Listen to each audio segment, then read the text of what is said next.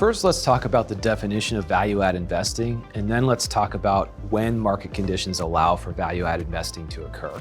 The definition of value-add is going to be value-add in terms of construction and renovation, or value-add in terms of enhancing the management of the property, or typically a combination of both. A great example of when the value-add strategy goes well in market conditions is following the 2008 financial crisis.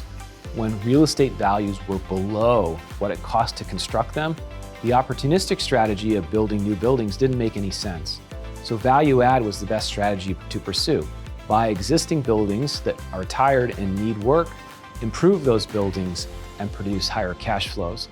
That's the best strategy to pursue when you can't build something new and sell it into the market. Think of an apartment complex, 200 units, built in the 1980s or the 1990s, and we need to renovate this building, but it might be running at 95% plus occupancy. So how do you do that?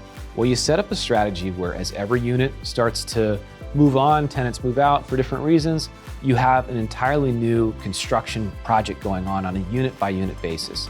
Each unit is being transformed to a new status, from flooring to walls to appliances to look and feel, sometimes even layout and utilities.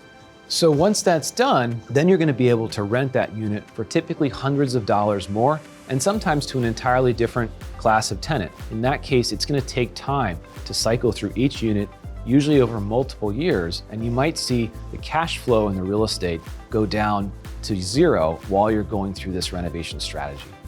So investors who are willing to wait that couple years for that strategy to come to effect for their distributions, what they're going to see is a higher rate of return, a higher distributable cash flow, and a bigger upside in investment in appreciation down the road. The reason that is that you're buying this, doing the hard work, and therefore you're into the property for a lower cost basis. And so you're getting the same net profit as a core buyer would get or a core plus buyer would get, but your cost basis is lower, increasing your rate of return. Counterintuitively in real estate investing, as long as you're not using leverage to produce a higher rate of return, the higher the return, the lower the risk, because you're into these properties for less money and you have a bigger ability to sell or to absorb rental loss during a recession. The risks of value-add investing are fairly clear.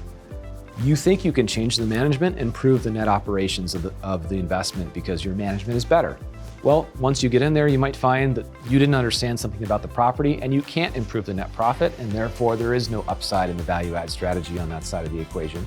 Or maybe on the construction side, you think it's going to cost you a certain amount per unit to renovate these units and it could cost you more. Or you might find that after the renovation, you still can't raise the rents because you didn't fully understand the market. So the risk is really around execution, whether you're buying right and whether your strategy meets the market and how well you perform against that strategy. That's where the risk factors are, and that's, as an investor, something you need to watch out for.